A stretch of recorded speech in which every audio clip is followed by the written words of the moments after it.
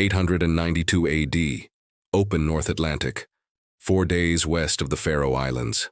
A Norse navigator is watching the western horizon, not because there is anything there, because of the way the clouds at the horizon edge are building, a specific shape, a specific color at their base, a specific rate of vertical development that he has been tracking for the last 3 hours. He turns to the crew. He tells them they have approximately 2 days before a major storm system arrives from the northwest. He tells them the storm will last 36 hours. He tells them exactly what they need to do to be in a survivable position. The crew does not question him. They do what he says. 2 days later, the storm arrives, approximately where he said it would be. Lasting approximately as long as he said it would, the ship survives. Because they were positioned correctly. Because the decisions made 2 days earlier were based on cloud shape and wind quality, ocean swell pattern, and the atmospheric pressure change that the navigator had learned to feel in his joints across 30 years of sailing. We do not know this navigator's name. His specific voyage is not recorded in any saga, but the forecasting system he was using is documented. In the names they gave the winds and the cloud descriptions in navigational accounts. In the sailing decisions recorded in the sagas that modern meteorologists have been able to backtest against atmospheric data, the Norse did not have meteorology. They had something older, and in specific ways, more precise. To understand Norse weather knowledge, you need to understand what the North Atlantic atmosphere actually does, not in the abstract terms of modern meteorology, in the specific observable sensory terms of a person standing on a ship deck watching the sky. The North Atlantic is one of the most meteorologically active regions on Earth. The collision zone between cold Arctic air masses moving south and warm Atlantic air masses moving north creates a continuous generation of low-pressure weather systems, depressions, storm systems, each one following a broadly predictable track generally from west or southwest to east or northeast across the North Atlantic. Each one preceded by specific observable changes in the atmosphere, changes that a trained observer can detect hours before the storm itself arrives. The cirrus clouds, the high, thin, wispy clouds that precede an approaching warm front by 24 to 48 hours. The Norse had a name for these clouds, not a meteorological name, a descriptive name that encoded their meaning. The sky combers, the sky wool. Various Kenning-style descriptions that communicated not just what the clouds looked like, but what they meant. A navigator who saw sky wool on the western horizon knew, from the training of generations, that a weather system was approaching. That he had approximately 2 days. That specific actions were required. The wind shift.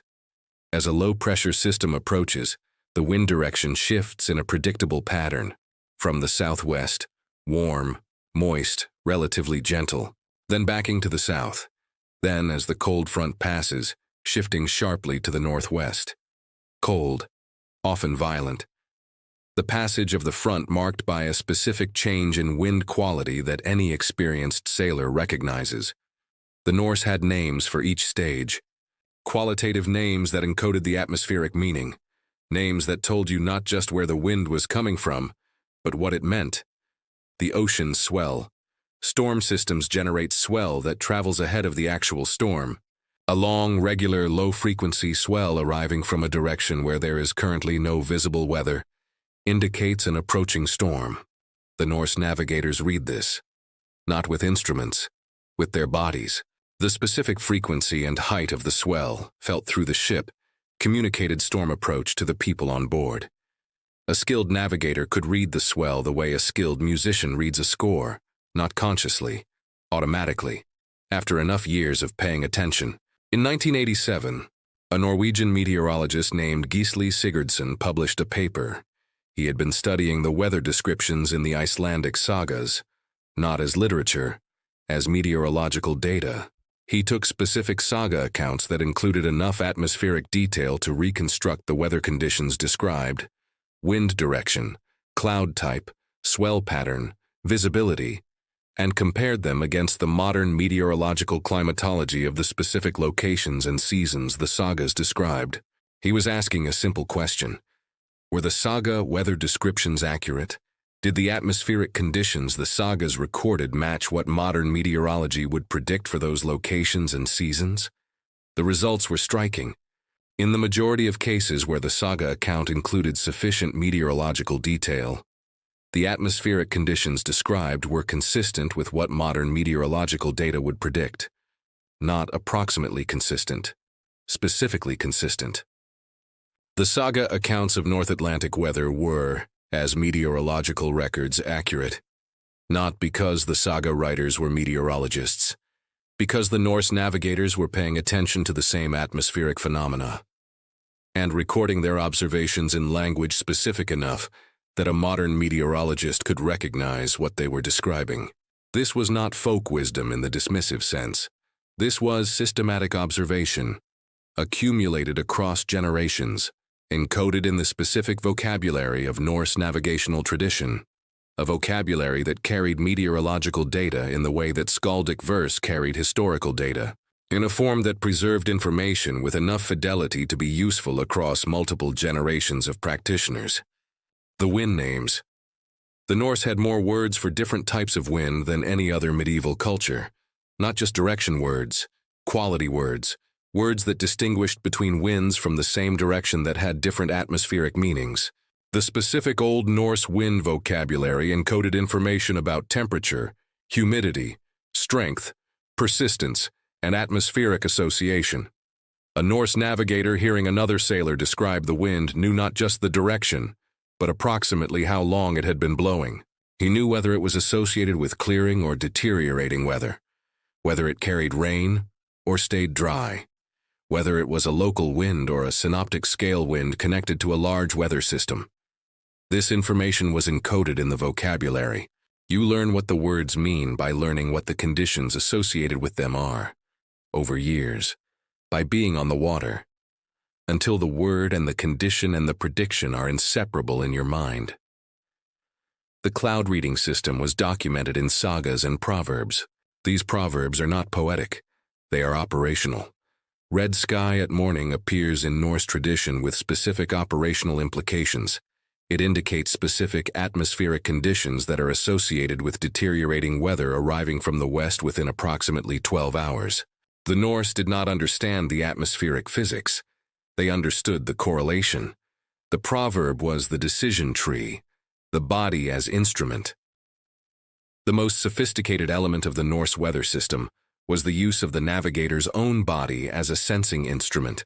Humans can detect changes in atmospheric pressure with enough sensitivity to notice the direction and rate of change through experience. Norse navigators, trained from childhood, developed the specific body awareness that pressure change detection requires, not consciously but through skilled perceptual judgment, until the perception became automatic, until the navigator's body knew the storm was coming, before his conscious mind had processed the indicators. The weather system worked because it was layered, multiple independent indicators, clouds, wind quality, ocean swell, and seabird behaviors. The redundancy was the reliability. Any single indicator could be wrong, but multiple indicators pointing in the same direction were harder to discount.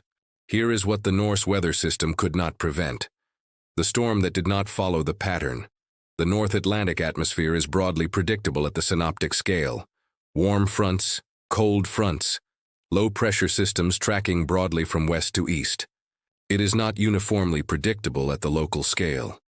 The interaction between the synoptic weather pattern and the specific geography creates local weather phenomena. Katabatic winds, cold, dense air flowing rapidly down from glaciers, can produce conditions that are completely different from what the synoptic pattern predicts. Fog, produced by warm, moist air moving over cold water, appears and disappears in ways that the Norse weather system could not reliably predict. Local thunderstorms, waterspouts, the specific violence of weather in coastal fjords where topography amplifies and redirects the synoptic winds. The Norse weather system was excellent at predicting large-scale patterns. It was imperfect at predicting the local anomalies, and the local anomalies were the ones that killed, not the major storm systems that gave warning, the sudden squall from a clear sky, the fog bank that eliminated all visibility in an hour. The sagas record these events. Ships lost not in great documented storms, but in sudden, unforeseeable conditions that gave no warning. The best navigator could not have predicted it, because the system, however good, was not omniscient. It was a probability estimator, a better-than-average one, but not a guarantee. The Norse who crossed the North Atlantic knew this. They crossed anyway. Not because they were reckless, because the probability was good enough, worth the residual risk that remained after everything was accounted for. The calculation was always the same. The cost of crossing minus the cost of not crossing. If the answer was positive, they sailed. In 2019, a researcher at the University of Iceland ran an experiment. She gave a group of experienced Icelandic fishermen, men who had spent their working lives on coastal waters, a series of atmospheric photographs. They grew up in fishing communities where weather reading was a survival skill, passed from father to son. Cloud formations, horizon conditions, ocean surface states. Each photograph was taken at a specific location and time. She asked the fishermen to predict the weather that followed each photograph. Then she asked a group of meteorology students, people with formal science training but no practical sea experience, the same questions. The results were not what she had expected. On the short-range predictions, the fishermen outperformed the meteorology students. Significantly, not because their theoretical understanding was superior, but because their pattern recognition was more finely calibrated to that specific environment. The formal training gave the students better models. The practical experience gave the fishermen better predictions for the specific conditions they knew. The Norse weather system was the fishermen's knowledge, scaled up, extended across the entire North Atlantic, refined across 300 years of crossings, by people who could not afford to be wrong, because being wrong on the North Atlantic had a specific cost. That concentrated the mind, and the hands, and the eyes, on the sky. Every morning of every crossing, until the sky spoke a language they had learned to hear, not perfectly, well enough to cross, well enough to arrive, well enough to turn around and do it again. The North Atlantic is still there.